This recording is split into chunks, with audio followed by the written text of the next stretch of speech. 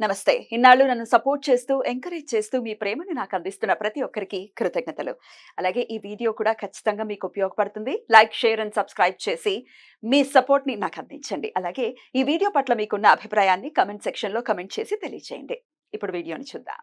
నమస్తే, welcome to our channel. నేను పద్మిని. ప్రస్తుతంతో పాటు ప్రముఖ ఆధ్యాత్మికవేత్త, ఆస్ట్రాలజర్, వాస్తు పండితులు, అలాగే న్యూమరాలజిస్ట్ తనిష్క గారు మనతో పాటు ఉన్నారు. మాట్లాడదాం. నమస్తే తనిష్క గారు. నమస్తే అమ్మా. మేడం, కొంతమంది కొన్ని తప్పులు అనివార్యంగా జరిగిపోతూ ఉంటాయి. అంటే అది వాంటెడ్ గా చెయ్యాలి అని చెయ్యరు, జరుగుతూ ఉంటాయి. చిన్న వయసులో జరిగిన తప్పులు అవ్వచ్చు, లేకపోతే ఒక్కొక్కసారి అయ్యో అనవసరంగా తప్పు చేశామే అని బాధపడుతుంటారు. Say for example abortions change చేసుకుంటూ ఉంటారు. మరి ఏం చేస్తారో గత్యంతరం లేక కొంతమంది ఇంకా రకరకాలుగా చెప్తూ ఉంటారు. కానీ పర్స్పెక్టివ్స్ వాళ్ళకు ఉంటాయి. మనం జడ్జ్ చేయడానికి నేను మాట్లాడట్లేదు. ఒక్కొక్కసారి ఇతరుల ఆస్తుల్ని కాజేయాలి అని చాలా మంది చూస్తూ ఉంటారు. అది డెఫినెట్ గా తప్పు, చాలా తప్పు. ఎవరి ఆస్తుల్ని మనం అలాగా భూముల విషయంలో ఇది జరుగుతూ ఉంటుంది. లేకపోతే ఇంకా ఎవరికైనా అపాయం, ఏదో వాళ్ళకి చెడు జరగాలనో లేకపోతే వాళ్ళ నాశనం అవ్వాలనో కోరుకుంటుంటారు. అట్లాంటి తప్పులు ఖచ్చితంగా కట్టి కుడిపేట పరిస్థితి ఉంటుంది. అందులో ఎటువంటి సందేహం లేదు. నువ్వేం చేస్తే అదే నీకు తిరిగి వస్తుంది. చూస్తూ ఉంటుంది ప్రకృతి. రైట్. అయితే ఈ తప్పుల నుంచి అప్పుడు జరిగిపోయిందండి, మేము చేసాము, ఒప్పుకుంటున్నాం, కానీ అవి మమ్మల్ని చాలా బాధపెడుతున్నాయి, వీటి నుంచి మేము బయటపడాలి అని అనుకుంటే గనక పశ్చాత్తాపంతో ఏదైనా రెమెడీ ఉందా? పశ్చాత్తాపంతో కూడిన రెమెడీ. యాక్చువల్ గా మీరు చెప్పినట్టుగా ఎన్ని పాపాలు చేస్తూ ఉంటారు, తెలియదు. అయితే వాళ్ళు తెలియకుండా చేసే వాళ్ళు కొంతమందిలో, తెలిసే జరిగేది కూడా కొన్ని ఉంటాయి, తెలిసి కూడా చేస్తాం. అవును. అయితే కొంతమంది చూడండి, అంటే యాక్సిడెంట్ చేస్తారు ఏదన్నా, ఇప్పుడు ఏదైనా డాగ్స్ కానీ లేదు ఇట్లా క్యాట్స్ కానీ చనిపోతుంది. లేకపోతే పిగ్ కూడా చూడండి, అడ్డు వెళ్తే అసలు అవి కూడా చనిపోతాయి. అది కూడా పెద్ద దోషం తెలుసు అసలు. అది అయిన తర్వాత ఏమైతుందంటే వాళ్ళ ఫ్యామిలీలో ఎప్పుడు ఏదో ఒక డిస్టర్బెన్స్, ఏదో ఒక సమస్యలు, ఆరోగ్య సమస్యలు ఇట్లా వచ్చేది. అంటే ఇవన్నీ తెలియకుండా చేసేది. ఇప్పుడు ఎందుకంటే మనం మంచిగా హైవే మీద వెళ్తున్నప్పుడు అడ్డంగా సడన్ గా వచ్చేస్తే ఏం చేయలేము, మన ప్రాణాలకు కూడా ఇబ్బంది అయ్యే పరిస్థితుల్లో కొట్టేసి వెళ్ళిపోతాం. ఎందుకంటే ఇవి నేను మీకు ఎందుకు చెప్పాలంటే, కొంతమందులకు అసలు దీనికి ఏం చేయాలి, అసలు ఎవరి దగ్గర వెళ్ళి మనం క్షమించమని కోరుకునేది అంటే, మనకంటే మన దేవుడి దగ్గర డైరెక్ట్ వెళ్ళినా కూడా తప్పు జరిగిందే కాదని అనుకుంటాడు. కానీ ఏంది, ఈ తప్పు మనం తెలియకుండా చేశాము అనే దాని వల్ల మనకు గురువు దగ్గర వెళ్ళి మాట్లాడే అవకాశం దేవుడు ఇస్తాడు. గురువు అనేటప్పుడు ఎవరు మనకు అంత తొందరగా ఆ పాపాల్లోంచి తొలగిస్తాడు అంటే దత్తాత్రేయుడు. ఎందుకంటే ఆయన శ్రీపాద వల్లభన్ అంటే ఆయన పాదాలు గట్టిగా పట్టుకుంటేనే చాలు మన పాపాలు తొలగిపోతుంది. కానీ ఆయన మొక్కడానికి కూడా చాలా వరకు చూడండి. ఇప్పుడు మేము కూడా ఒకసారి ఏమైతుందంటే, ఇట్లా టూర్స్ వెళ్ళేటప్పుడు అనుకోకుండా అసలు సడన్ గా ఒక డాగ్ వచ్చేస్తుంది. అసలు దాన్ని కూడా మేము ఎంత ట్రై చేసాం, అసలు దాని మీద ఏం చిన్న దెబ్బ తాకూడదు అయితే, కానీ ఒక్కటి సడన్ గా వచ్చి అసలు ఆ డివైడర్ దగ్గర నుంచి మనకు కనిపించలేదు. అసలు సడన్ గా వచ్చి అవి చనిపోయింది. అసలు నాకు అది బాధ అనిపించింది. ఎవరైనా కానీ ఒక చిన్న హాని కూడా చేయకూడదని మనం అనుకుంటాం, అయితే కానీ అది చనిపోయింది అక్కడ వచ్చి. మనం ఏం చేయాలి, లైట్ గా టైర్ లో జస్ట్ అట్లా తాకిన దానికి. కానీ అంత ముందుగానే అది ఏమైతుందంటే, అసలు మనం ఎంత ఆపినా కూడా అప్పుడు, బట్ అది అయిన తర్వాత నుంచి చాలా డిస్టర్బెన్స్ మనకు. అసలు హెల్త్ బాగలేదు, ఒక రకమైన బాధలు అసలు చెప్పాలంటే. అప్పుడు స్వామి వారిని నేను అసలు ఏం తప్పు చేశామని, ఒక చిన్న దోమ కూడా మనం అసలు ఎవరికి హాని ఇవ్వట్లే, అంత హాని చేయట్లే, మనం ఎంత బాధ పెట్టలేదు, ఇంత కష్టాలు ఎందుకు స్వామి నాకు, అసలు ఎందుకు ఇంత డిప్రెషన్ కి నేను వెళ్ళిపోతున్నాను అని బాధపడితే, ఎందుకంటే డాగ్ కూడా చూడండి దత్తాత్రేయుడు ఉంటది కదా. అప్పుడు అసలు స్వామి వారిని తెలుసుకుని చాలా బాధపడేది. తర్వాత ఏమైందంటే, ఒకసారి నాకు తెలిసిన ఒక ఫ్రెండ్ కూడా ఎప్పుడన్నా మేడం మీరు కూడా ఒక్కసారి ఏందంటే గాన్కాపూర్ వెళ్ళండి అనేవాళ్ళు. అసలు చాలా క్లోజ్ అన్నమాట, మన ఫ్యామిలీ ఫ్రెండ్ ఇతను. నేనేమన్నా అంటే సర్లే వెళ్తాం అనుకుంటూ ఉండేది అంతే.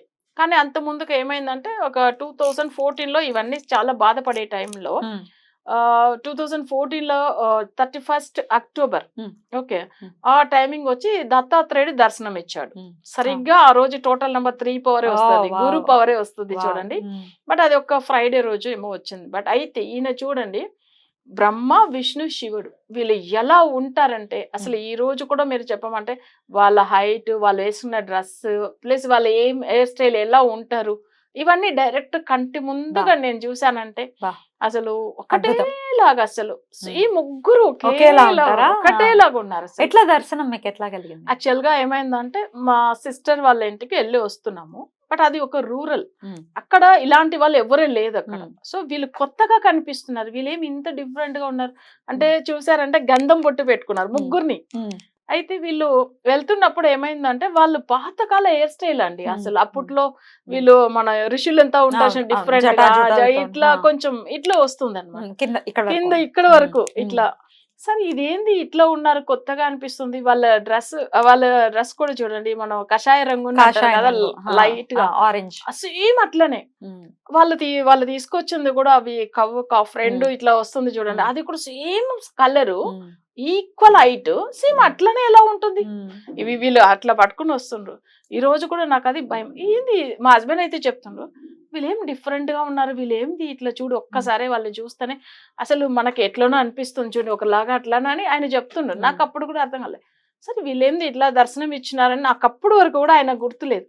తర్వాత గుర్తుకొచ్చింది, అబ్బా ఈయన దత్తాత్రేయ స్వరూపం కదా, వీళ్ళు ముగ్గురు ఒకటేలాగా ఉన్నారు, ఎక్కడ ఇట్లా లేదు.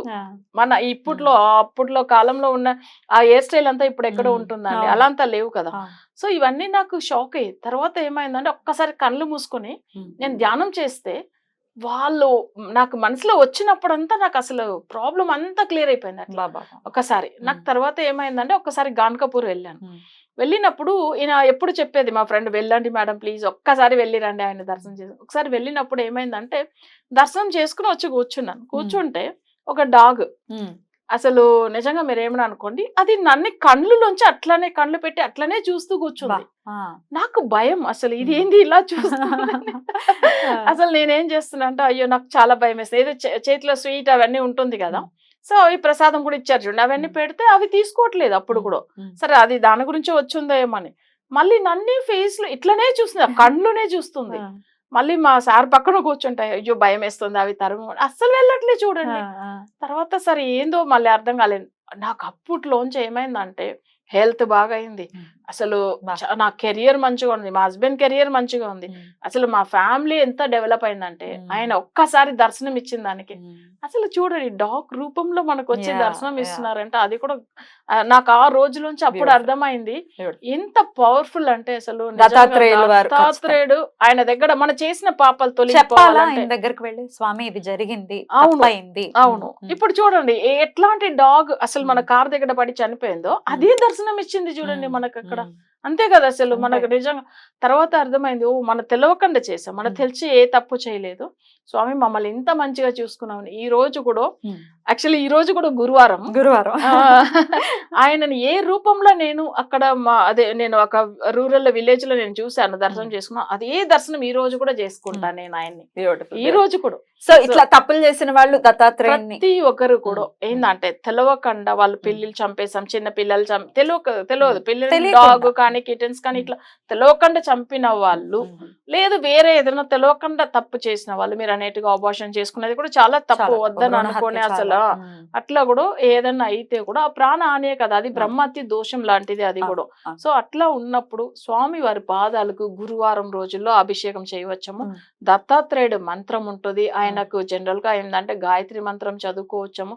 లేకపోతే దత్తాత్రేయుడికి ఏం చేయవచ్చామంటే ఆయనకు అభిషేకం చేసి ఆయన పాదాలకు అభిషేకం చేసి, మీరు దత్తాత్రేయుడు డైరెక్ట్ స్వామి వారు కాదు, పాదాలకు అభిషేకం చేస్తేనే చాలు, వేరే ఏం అవసరం లేదు. పాదుకలకు ఆయనకు మనకేందంటే అసలు గురు పాదుక స్తోత్రం కూడా ఉంటుంది, అది చేస్తే కూడా చాలు. అది చేసుకుంటే ఒకవేళ మనం చదవడానికి రాకపోతే కూడా జస్ట్ మనం మొబైల్ లో పెట్టేసుకుని వినుకుంటూ ఆయనకు పాదాలకు అభిషేకం చేసి బొట్టు పెట్టి ఆయనకు ప్రసాదం ఏదైనా నైవేద్యం పెట్టేసి ఆయన గురువారం ఒక 12 గురువారాలు తెలుసుకోమని చెప్పండి.